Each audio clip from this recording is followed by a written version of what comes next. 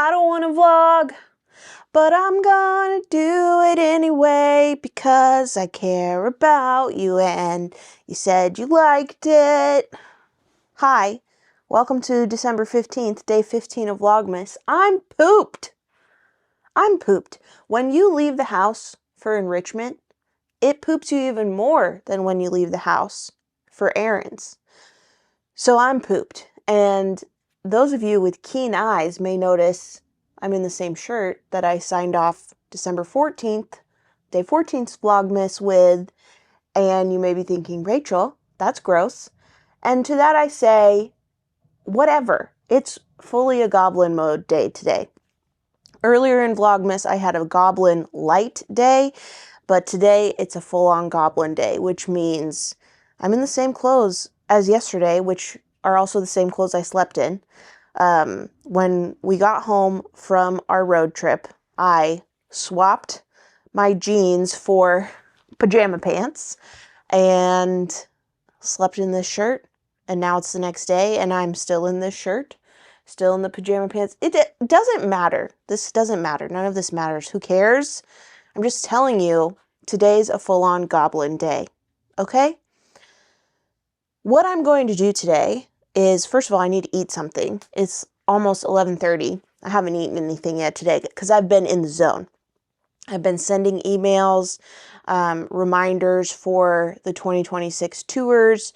I think all but one tour I sent reminder emails for, and the one I didn't is for the 4th annual Irish Knitting Tour, and that is not until October. So I think I'm going to wait until the new year to send out my reminder email for that and just leave everyone alone a little bit, you know.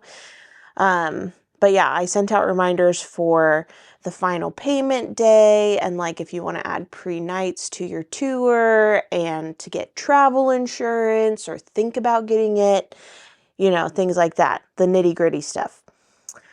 And let's see, what else have I been up to today? Took care of Darby, of course, fed her, watered her, made her go outside and take her morning meetings with the grass, aka go to the bathroom. And now I need to eat something as has been established. But after I do that, I have some choices. The dishes are filling up the sink. I have laundry going. I have doom piles throughout the house. So I could address those things. I could see to them. I could pick up. I could clean up. That sounds not fun. But life isn't just about fun. Like, we gotta do the adult things too sometimes. So I think maybe what I'll do is, I saw Nitty Natty do this with her to-do list where she watched an episode of her show while crafting, and then in between each episode she did a life task, like a chore or, you know, something responsible. So I think maybe I'll adopt that today. I don't know what show I would watch, but I can't, the brain's not braining. Let's go eat a bagel. Okay, it's cold today, so I put on a hoodie, and why did I come into the kitchen? Bagel. The camera is doing this thing where it tracks my face, which is fine, but also stop that, because how do I turn this off? No, is it off? I think it's off. Okay, so when I set up the camera, I am intentional about what I'm showing you because I'm trying to curate your view of my life. I mean, I have shown you the messes here and there, but you ain't seen nothing yet. So I don't really appreciate the face tracking. Anyway, let me show you something. DJ got me an early Christmas present, and it is a bagel slicer.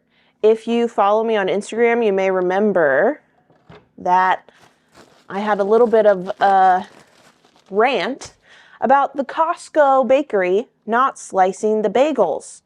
And we have to slice them ourselves. Not only is that inconvenient, it's just dangerous. So now, thanks to my sweet, sweet husband, I have a bagel slicer. Now, I'll tell you, I'm not the greatest at using this bagel slicer. This is the second time I've used it, so I'll give myself time to improve, but that's not necessarily perfect.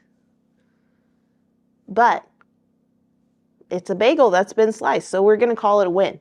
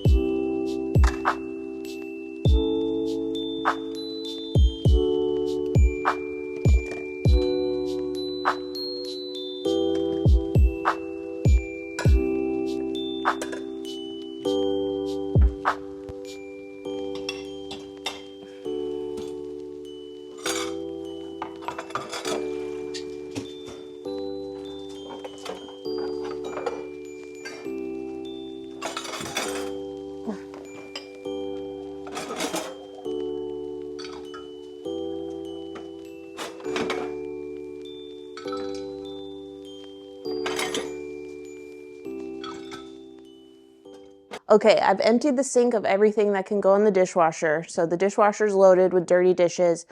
I didn't get to the dishes in the sink that needs to be hand washed because, as my friend Nyla says, that's not my ministry. So, I mean, it will be later today, but just not right now. So maybe I'll clean up the craft room a little bit. Yeah, that sounds good.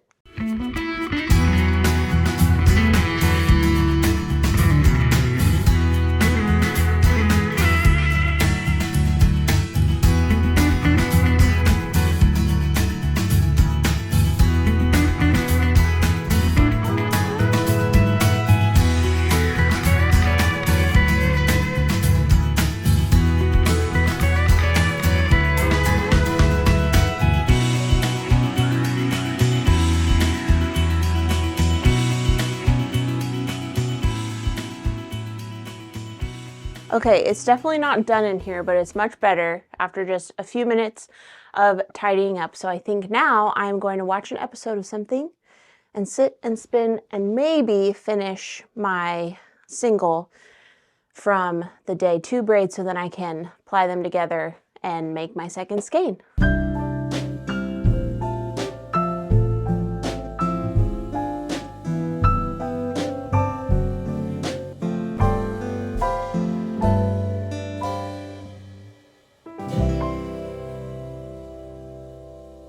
Okay, I just finished my single, and that means that next I can ply it with this other single and then have a finished skein. But let me be honest with you for a moment here, if I may. Even though Goblin days are glorious and I would love to revel in it, I'm just feeling like kind of like heavy and like the weight of the world is on my shoulders. There's no reason for it. There's nothing causing it. I just feel a little anxious, and I feel like, well, I guess there are reasons for it. For instance, you know, the state of the house. I want to clean it up. That kind of is stressing me out. The state of my hair is also stressing me out. I feel like I don't know if I want to immortalize this version of me on the internet. And I just feel like kind of anxious. So before I sit and ply these 2 singles together, I'm just going to go shower. And I feel like being clean and like having clean hair and a clean body will help me have a clean mind. So it's not what I want to do. It's not what I want, but I think it's what I need. So I'll see you back here in a little bit. Hi everybody, it's a couple hours later and I did shower, which may be obvious to you, and I also took a nap. You must think all I do is just be unconscious. And I kind of went into a cleaning frenzy and I vacuumed and steam mopped the kitchen. And it's largely because of the reason I was feeling anxious, which I mean, earlier in today's video, I said there was no rhyme or reason to my feeling anxious, but the more I process and the more I think through it, I know exactly why I was feeling anxious, and the moths are back, basically, is what I have to tell you. And I'm so sad and mad about it. I'm so smad about it. So here's what happened. Last night, I was taking out the trash, or DJ and I were both taking out the trash and the recycling and getting the bins to the street. And when we got back inside, DJ got in the house before me, and then I was in there, and then DJ noticed a moth flying around, and he got it. He smacked it after, a couple misses. Finally, we got it. He killed it, showed it to me, and it was bigger than a clothes moth. We've had pantry moths before, so I know what pantry moths look like, and they're much larger than clothes moths. And I thought, it doesn't have the markings of a pantry moth, so it must be a clothes moth, but it's so big. So that, I don't know, it put me on edge, but I kept telling myself two things. Number one, it's too big to be a clothes moth. Can't be a clothes moth. And number two, maybe it just followed us in from outside. At the time of night, we were taking the garbage to the street. It was dark, so maybe the light of the house with the open door, the moth flew in. It's not in the house.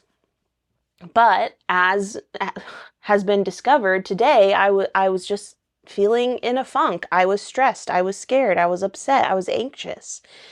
And of course, it's because of the moth last night. Well, today, after my shower, I sat down to ply my singles, and I had big plans. When I took my hand away from the camera, I was going to show you my finished plied bobbin, or even the finished skein hanked up, but no. Life had other plans for me, because while I was spinning, out of the corner of my eye, I saw a little flutter, and wouldn't you know, it was a clothes moth. And I'm just devastated by this, and I feel so embarrassed by it. It feels so embarrassing and so shameful. Like, I don't know. I don't think I should be embarrassed. I mean, bugs are a part of life. I'm sure that clothes moths have a very important role in the ecosystem for decomposition, but I don't want them to decompose my yarn and my sweaters and all the things that I've worked so hard on. So I really am just in my feelings about it. And I debated whether or not I would talk about it here with you on Vlogmas, but like I told you in my earlier video, establishing that I had been given yarn with moth eggs on it, I saved the carcasses of those two moths to show you, because if I were you, I would want to know what to look for. I would want to know things to notice. So last night, I thought ahead, and I disposed of the carcass outside on our patio, the moth that DJ killed last night, because I thought maybe, my anxiety is going to want to revisit this carcass and study it and examine it and confirm, it's not a clothes moth. It's not a clothes moth. So I put the dead moth in an empty flower pot, thinking, if I want to revisit this, this is the gravesite. This is where I'll go. And then the clothes moth that I just killed today, I also saved the carcass of to show you. I've sealed them in packing tape. This is not scientific. I am an academic, but not that kind. So I don't really know how to preserve insect bodies, but it's just in some packing tape. So in case they're not really dead, they can't get away. They're in there.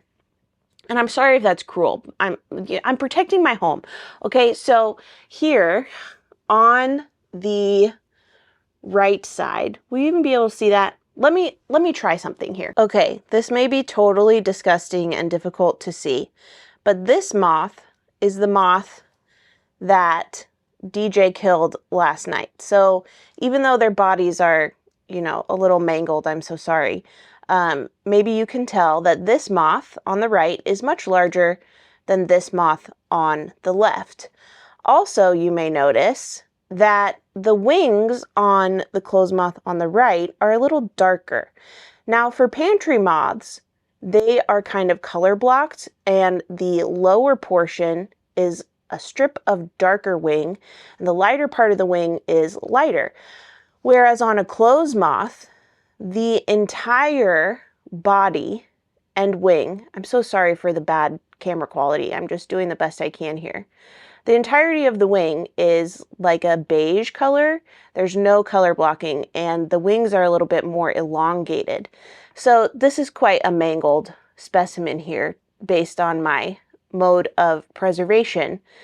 But there you can maybe get a little bit of an idea of the difference. So yes, this smaller moth is the moth that I just killed today.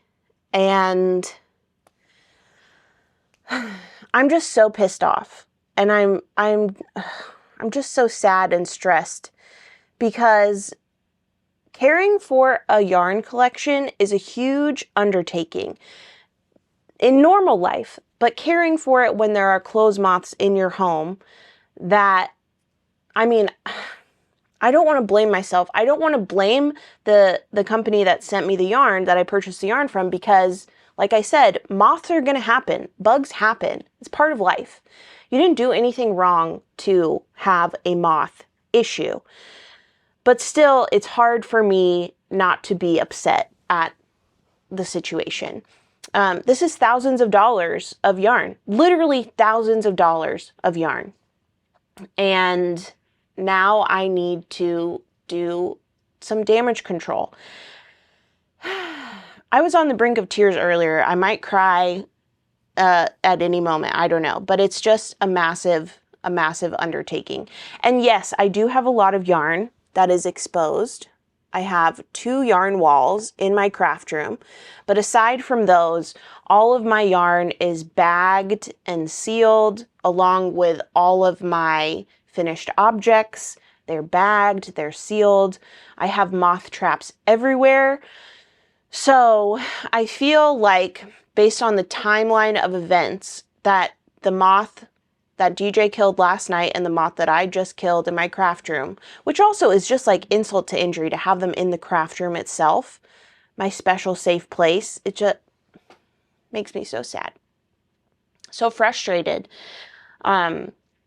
But I have moths everywhere. I mean, I have moth traps everywhere. Please don't have moths everywhere. Moth traps everywhere.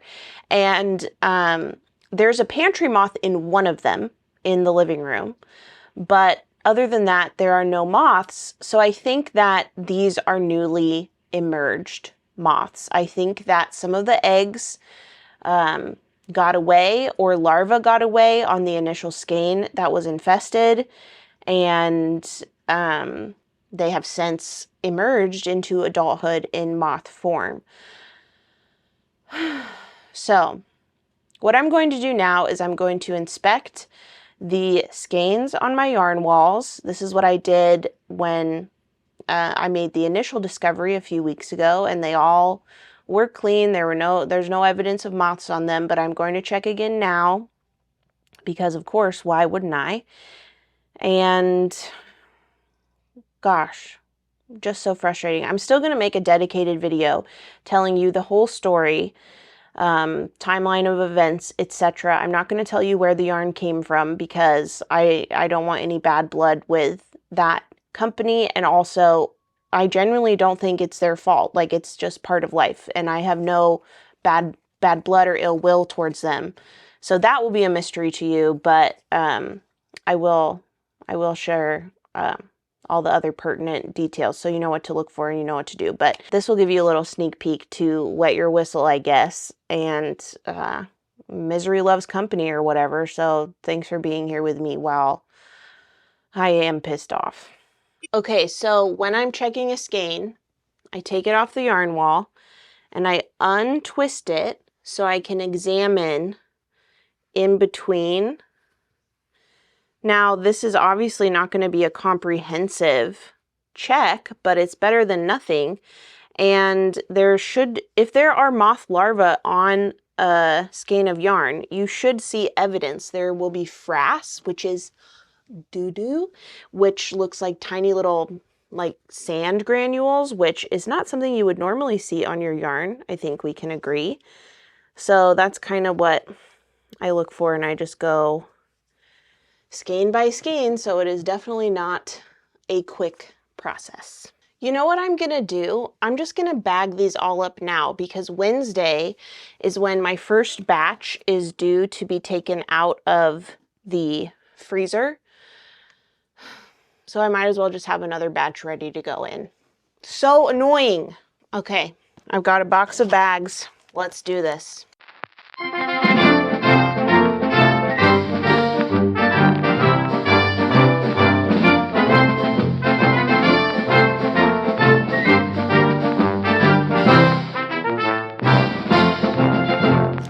As I'm taking these skeins off, you can see revealed that I have preventative measures.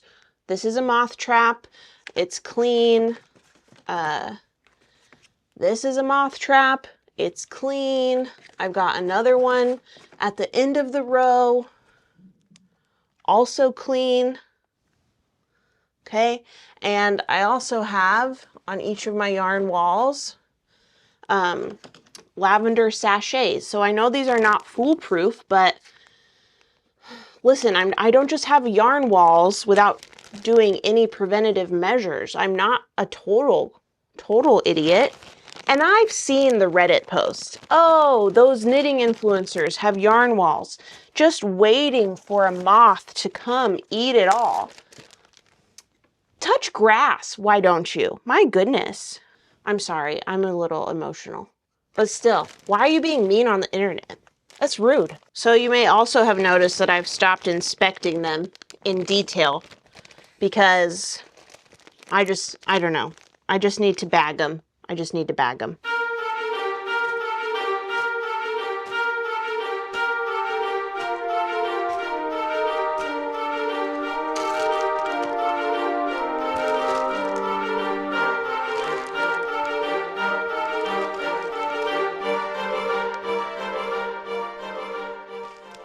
Okay, here it is. Empty yarn wall. Now, gotta deal with this guy.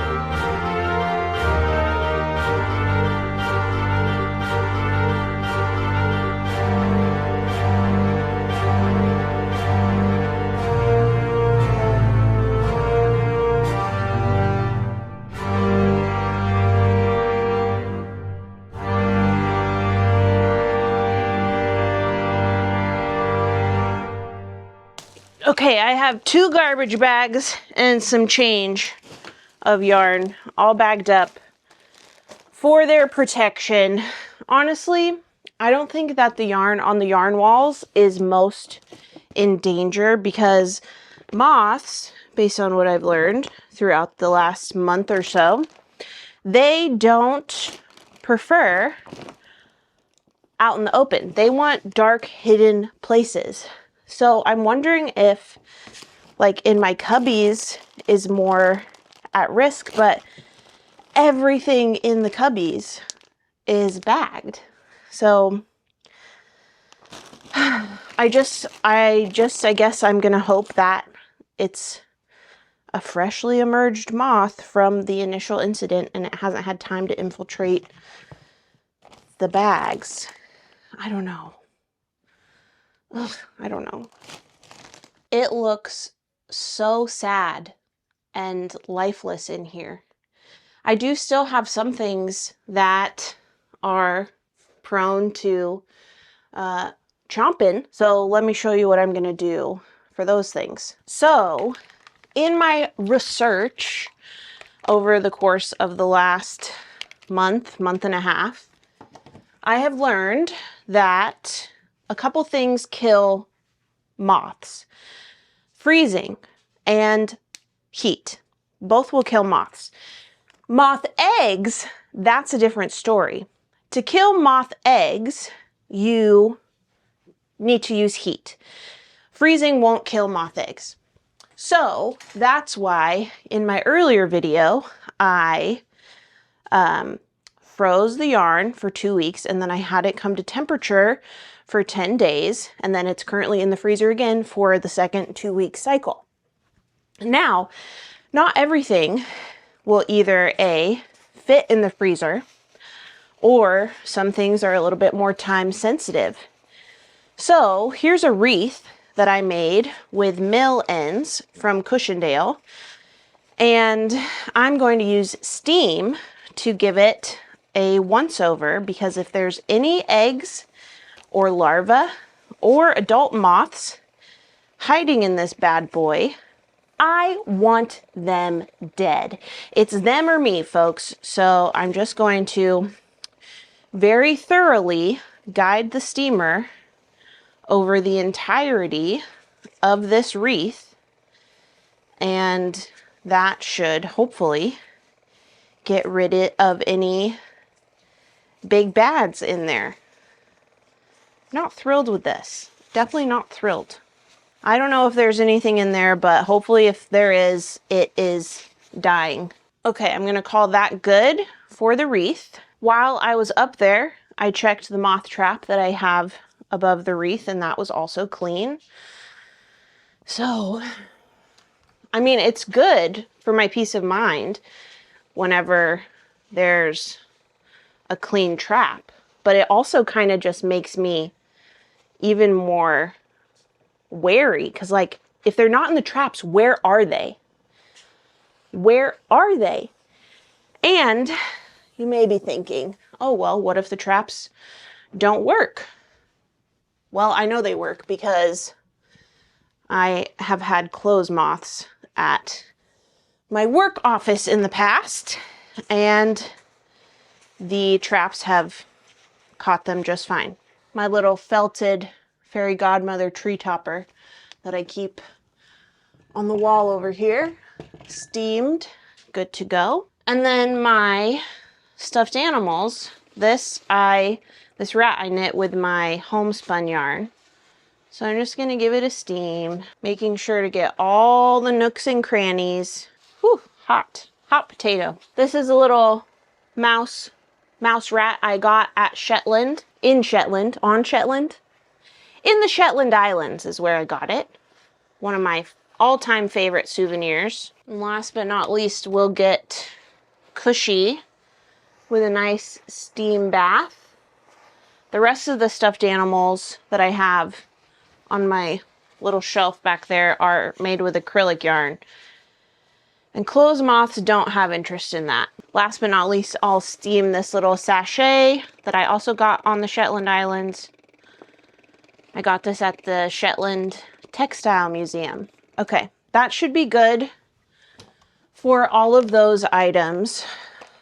My gosh, so frustrating. It just feels so incredibly defeating and embarrassing and shameful, and it's just not something I would wish on my worst enemy, really. Just such a massive bummer.